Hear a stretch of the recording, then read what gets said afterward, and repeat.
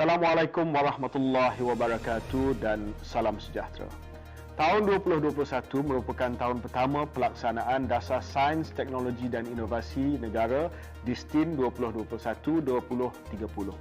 Distin dengan matlamat utamanya untuk menjadikan Malaysia sebagai sebuah negara berteknologi tinggi akan turut memberi fokus kepada usaha pembangunan dan pengaplikasian teknologi tempatan yang seterusnya mampu mengubah negara daripada pengguna teknologi kepada pembangun teknologi.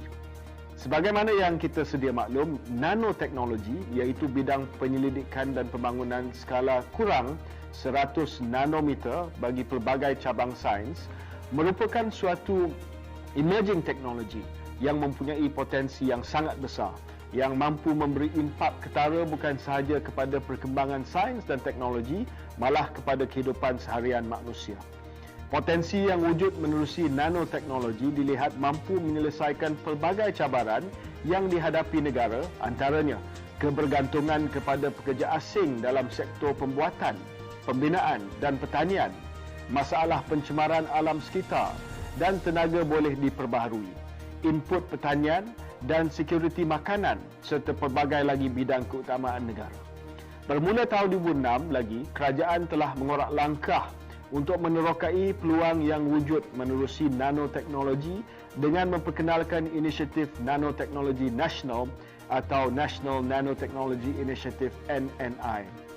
NNI ini dilaksanakan bertujuan memastikan nanoteknologi berada di dalam perancangan sains dan teknologi negara seiring dengan negara-negara maju. Ini termasuklah dengan menubuhkan Pusat Nanoteknologi Kebangsaan National Nanotechnology Centre pada tahun 2010 yang bertindak sebagai pusat rujukan nasional bagi penyelarasan aktiviti penyelidikan dan pembangunan semua aktiviti berkaitan nanoteknologi di Malaysia. Kerajaan juga pada tahun 2011 telah menubuhkan Nano Malaysia Berhad untuk menggalakkan lagi aktiviti penyelidikan dan pembangunan serta pengkomersialan projek berasaskan nanoteknologi buatan tempatan. Hari ini selepas 15 tahun pengenalan inisiatif Nanoteknologi Nasional dan selepas 10 tahun penubuhan Nano Malaysia Berhad, terdapat beberapa rekod serta pencapaian dalam bidang nanoteknologi yang boleh dibanggakan. Sebagai contohnya, menerusi Pelan Tindakan Grafin Kebangsaan 2020, sebanyak lebih 50 projek diaktifkan yang telah mewujudkan sehingga 2,000 peluang pekerjaan bernilai tinggi serta dijangka menyumbang sumbangan pendapatan syarikat hingga 3 bilion ringgit Malaysia pada 5 tahun pertama pengkomersialan. Kita juga telah menyaksikan bagaimana aplikasi nanoteknologi membolehkan hidrogen digunakan untuk menjana kuasa menerusi projek On-Board Generated Hydrogen Fuel Cell yang dijangka diuji ke atas drone dan lightweight UAV. Begitu juga dengan Malaysian Energy Transmission Technology yang telah saya lancarkan pada bulan September lepas, iaitu alat pengecaj tanpa wire jarak jauh pertama di Malaysia yang menggunakan frekuensi radio seperti Wi-Fi untuk mengecaj alatan elektronik seperti telefon bimbit. Namun rekod serta pencapaian sedia ada ini perlu sentiasa ditambah baik. Justru bagi mencapai hasrat ini, Kementerian Sains, Teknologi dan Inovasi MOSTI melalui Pusat Nanoteknologi Kebangsaan telah melaksanakan suatu inisiatif yang diberi nama Rangkaian Makmal Nanoteknologi Kebangsaan atau RMNK. Rangkaian makmal ini bertujuan untuk memeta kekuatan setiap pemegang taruh iaitu universiti awam, swasta, institut pendidikan dan institut berdasarkan kepada infrastruktur penyelidikan atau kemudahan makmal dan kepakaran penyelidik yang dapat dimanfaatkan untuk membentuk ekosistem nanoteknologi negara yang lebih dinamik dan progresif. Dengan adanya rangkaian ini, penggunaan sumber dengan lebih efisien dapat dipertingkatkan dan kos R&D serta pengaliran wang ke luar negara dapat dikurangkan. Oleh demikian, saya ingin menyeru tuan-tuan dan puan sekalian untuk melayari portal rangkaian makmal nanoteknologi kebangsaan di pautan www.mosti.gov.my/rmnk.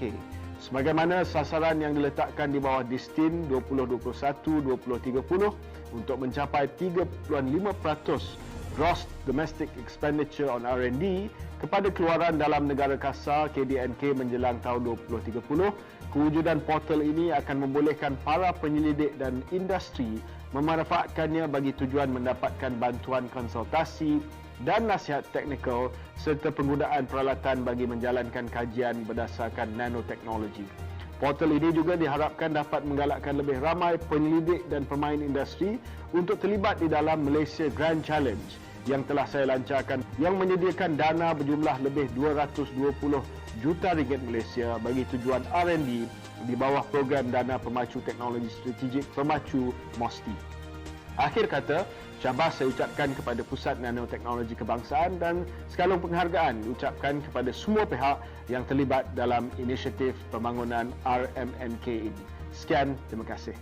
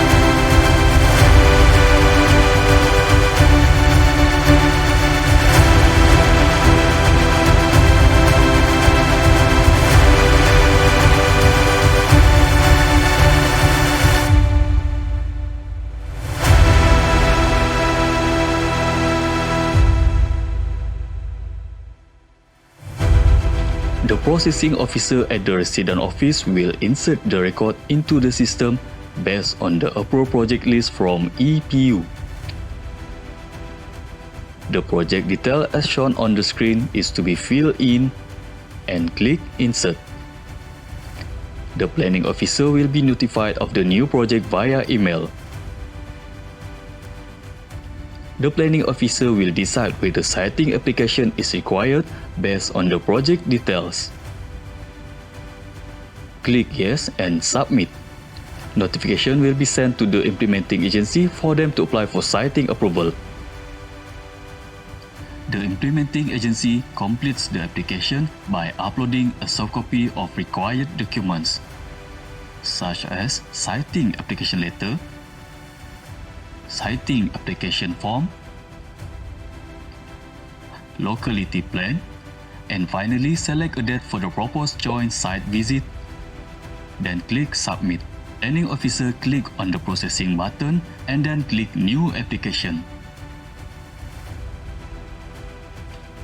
The planning officer will vet through the submitted documents and detail as well as the proposed date of the joint site visit. Once the planning officer satisfied with the application is complete, click Yes.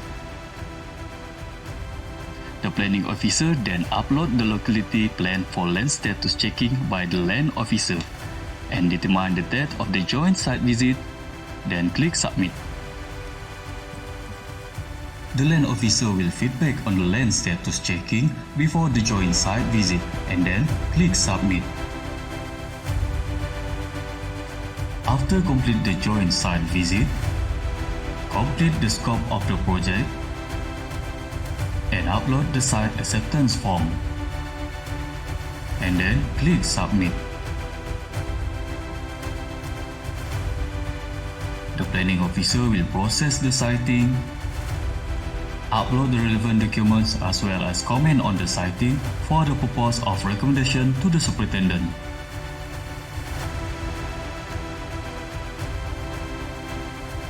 The superintendent will review the siting information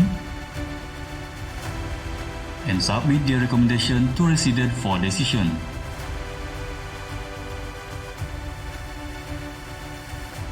The resident will make the siting decision based on the recommendation of the superintendent. Usually, if there are no objection, the resident will approve the siting along with comments.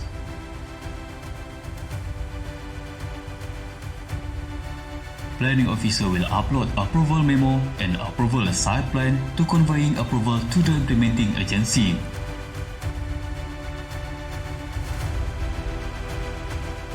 RTP Smart is able to generate reports in various formats and forms.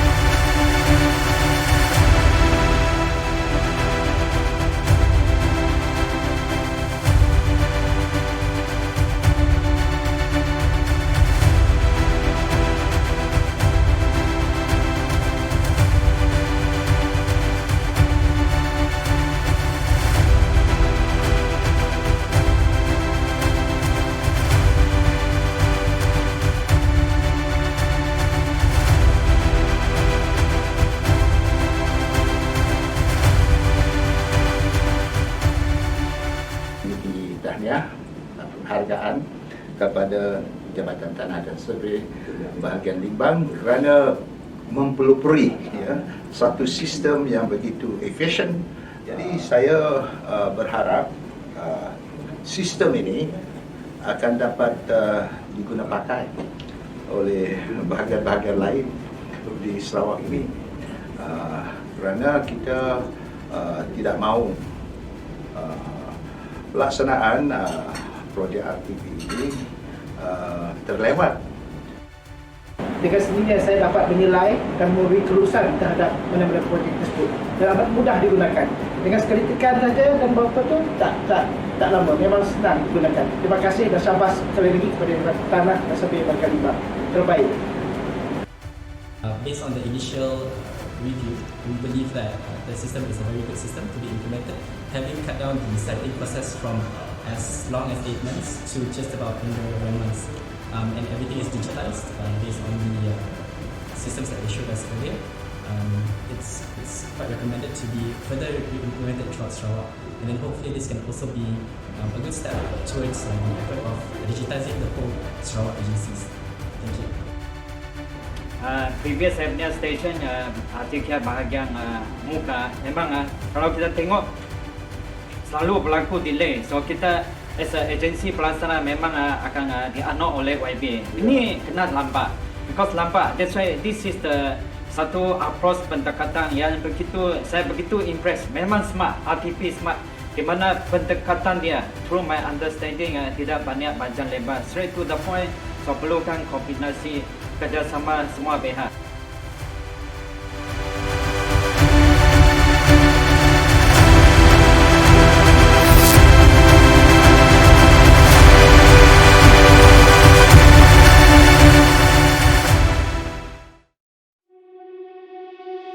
Getting stronger every day.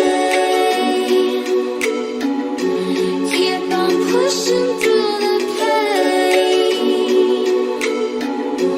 Keep on grinding till we die. Ain't no mercy in this life.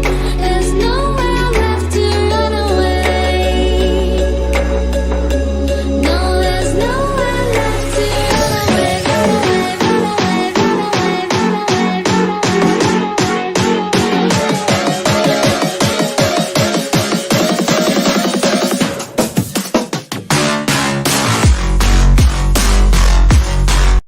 Ini adalah contoh serangga yang selalu memusnahkan tanaman padi. Pertama, ulat beluncas. Kedua, ulat bulu. Ketiga, belalang. Keempat, ladybird. Assalamualaikum dan salam sejahtera. Nama saya Samsudin bin Yahya. Projek inovasi adalah Biopest Ubi Gaduh. Objektif projek Biopest Ubi Gaduh ini berbeza dengan projek lain kerana bersifat semula jadi pada ubi itu sendiri, iaitu memabukkan, dan itulah perbezaan dengan projek lain. Proses untuk menunjukkan bagaimanakah keberkesanan ubi gaduh memabukkan serangga perosak. Dimulai dengan belalang.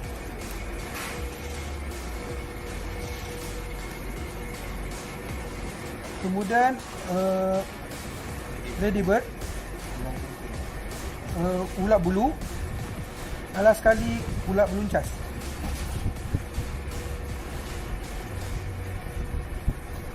Dengan ubi gaduh, maka serangga-serangga yang tersembuh menjadi tidak stabil.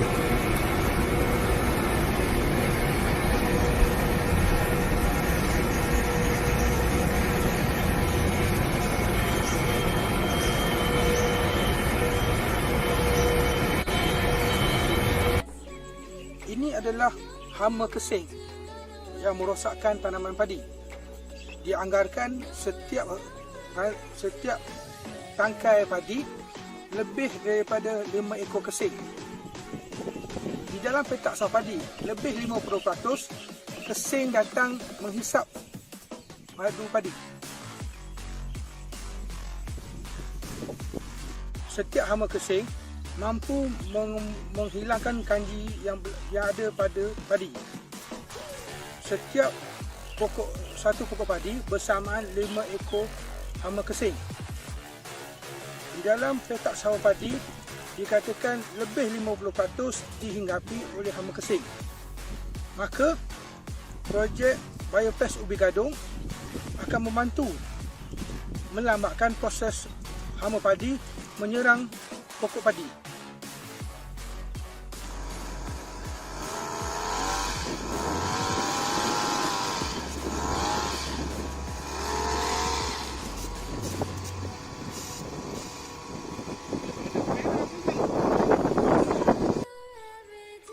Cara untuk mengatasi masalah kesing, setiap petani perlukan pepatung, di mana pepatung ini berguna untuk membunuh kesing secara semula jadi.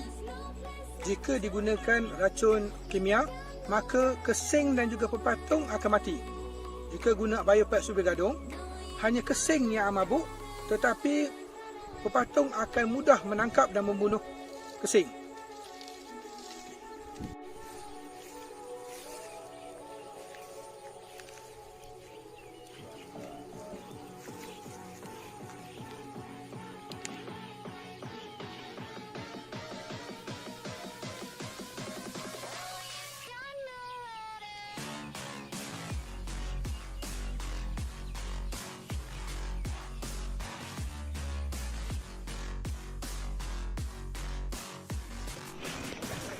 Okey, Assalamualaikum. Selamat petang. Saya Muhammad Kamal Zaman, petani di Pekan Pahang, Dawang Makmur, ingin memperkenalkan ubi gadung. Ubi gadung ni sesuai untuk menggantikan racun kimia. Dia lebih bersifat organik untuk mempelihara ada ulat-ulat atau kesing yang melibatkan kerosakan pada padi. Ini adalah racun organik yang tidak berbahaya kepada pengguna. Itu saja setakat ni. Bismillahirrahmanirrahim. Assalamualaikum warahmatullahi wabarakatuh. Saya Muhammad bin Awang. Mendapati bahawa projek ubi gadung ini boleh membantu kepada petani-petani di daerah Pekan ini untuk daripada serangan serangga lah.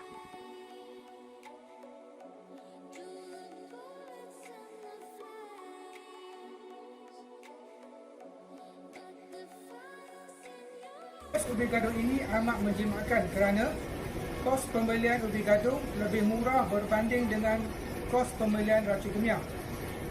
Kos penjagaan pokok padi lebih mudah kerana biopest ubi gadung ini tidak menjejaskan pertumbuhan pokok padi. Sistem biopest ubi gadung ini tidak merosakkan sistem rantaian makanan serangga. Dan akhir sekali, biopest ubi gadung ini tidak tergolong dalam golongan akta racun rosak.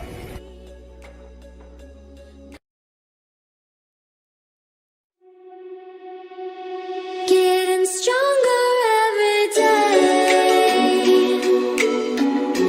Keep on pushing through the pain. Keep on grinding till we take. Ain't no mercy in this life. There's nowhere left to run away. Hello, I'm Erica from Innova. I would like to say thank you very much for MTE and congratulations for your 20th anniversary. Bye. Assalamu alaikum, this is Dr. Ahmad from Kuwaiti team. Congratulations MTE for this big event. Happy 20th anniversary. Thank you for this amount of positive energy you are giving to everybody.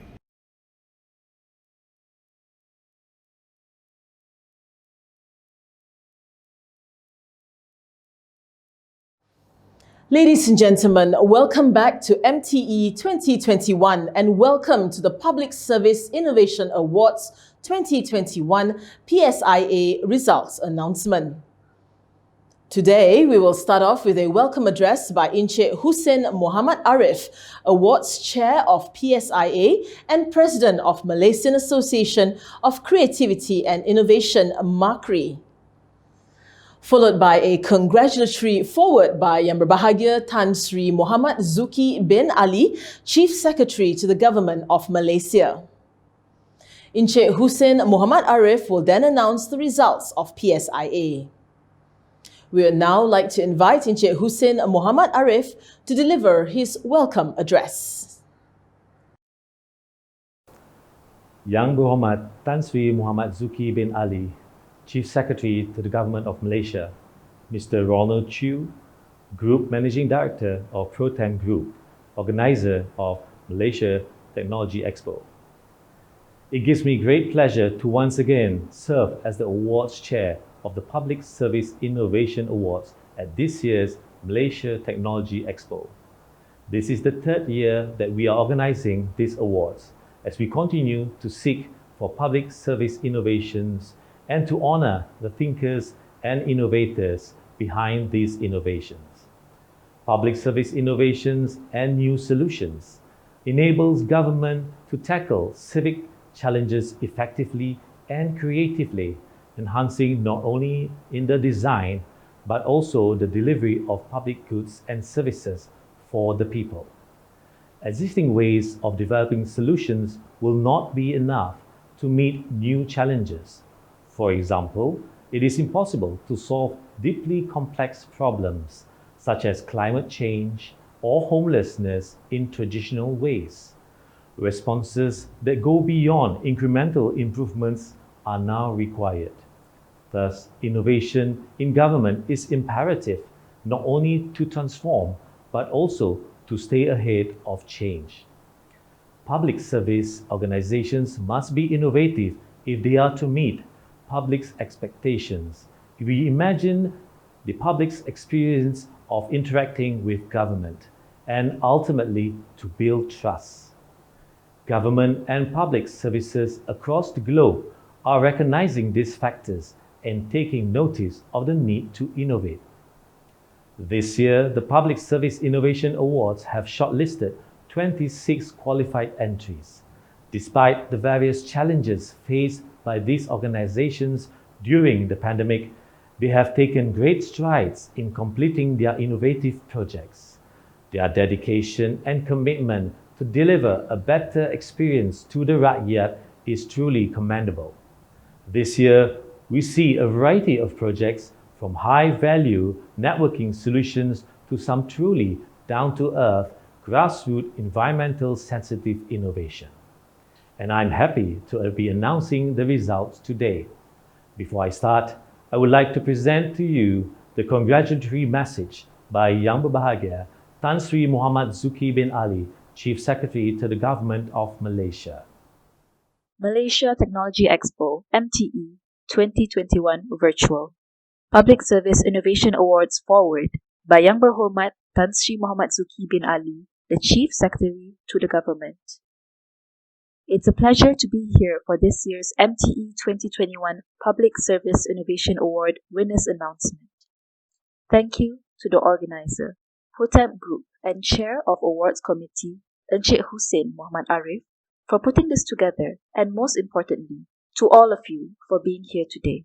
People who are either leading innovation in public service or helping to mentor and foster innovation. This afternoon, we gather to recognize and celebrate innovation, progress, and excellence in the public sector and those who bring it about. 2020 was a year like no other. COVID-19 pandemic has marked a black spot in the history to cause among the worst health and economic crises here at home and globally. It was a painful year, and we are still dealing with the pain until now. It was a year which was full of surprises, the kind of surprises that we do not look forward to at all. Yet it has taught us many lessons, which we can learn from, and ensure that if there is the next time of such crisis, God forbids, we as a nation will be better prepared and resilient in facing it.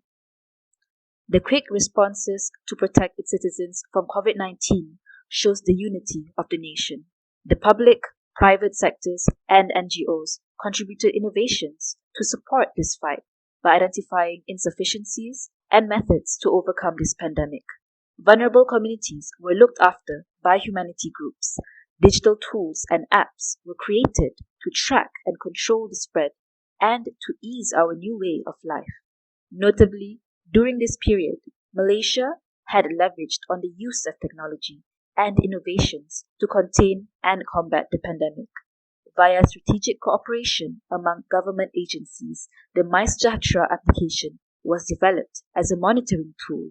The Immigrant Department developed an online appointment system that was introduced in May last year, has been successfully deployed in crowd management as required by standard operating procedures. Surveillance technology such as drones were being adopted during the MCO to assist the law enforcement frontliners to monitor public movement in town centers and red zone areas, ensuring citizens' compliance. Meanwhile, an application is being developed by the Ministry of Science, Technology and Innovation to assist with contact tracing, especially after the MCO is lifted. Therefore, these awards are timely. The Malaysian Public Service can hold its head up high about these implemented innovations during our most challenging of circumstances. They had worked tirelessly and quietly, put themselves in harm's way throughout the pandemic, applied their mind, and innovated the way we had been doing things. In doing so, they have served Malaysians better beyond the call of duty. In doing so, they have served Malaysians better beyond the call of duty. I salute all finalists, and on behalf of the nation, thank you for your dedication and committed service. Know that your contribution is critical to the transformation of our country. And on that note, congratulations, and best wishes to all our award winners. Lastly, congratulations to the winners and congratulations Malaysia Technology Expo on its 20th anniversary celebration. Thank you.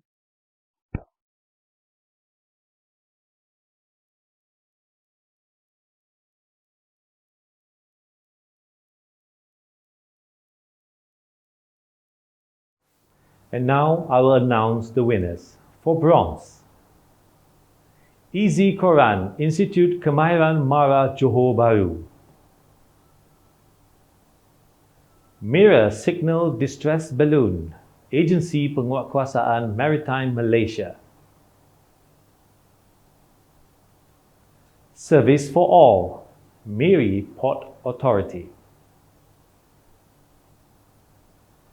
Kelang Eye Plaza, Majlis Perbandaran Kelang. H2 Dry Cell, Institute Kemahiran Mara Pekan. KMS Virtual Graduation 2020, College Mara Seremban. Kolah Cleaner, Institute Kemahiran Mara Pekan.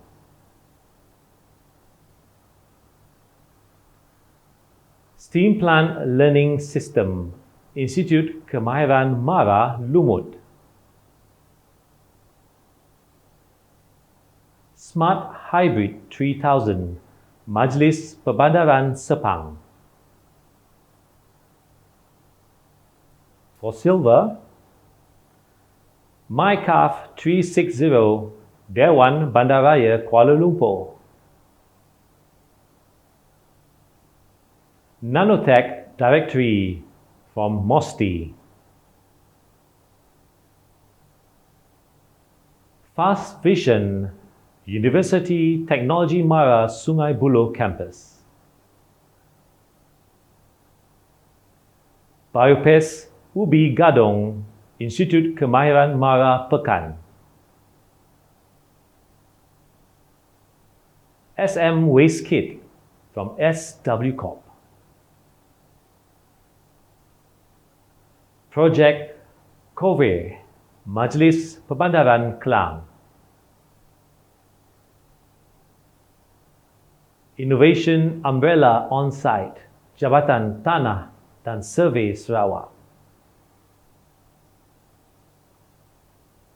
NPIS Info System, JPS Malaysia. Coast Block from JPS Selangor.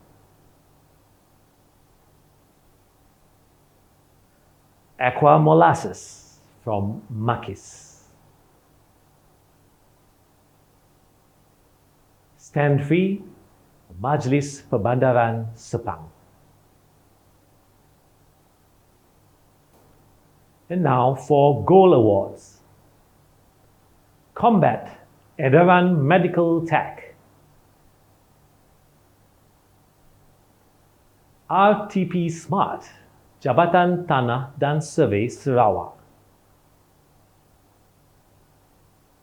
Composite Porous Concrete Drainage System, Majlis Bandaraya Shah Alam. Playu 2.0, Majlis Perbandaran Sepang. MyTax, Lembaga Hasil Dalam Negeri Malaysia. Matrak from Makis. And now for our special awards. The Union of Arab Academics goes to Biopes Ubi Gadong Institute Kemahiran Mara Pekan. Turkish Inventor and Innovators Network goes to Nanotech Directory from MOSTI. Eurobusiness Heller Poland goes to Playu 2.0 Majlis Perbandaran Sepang.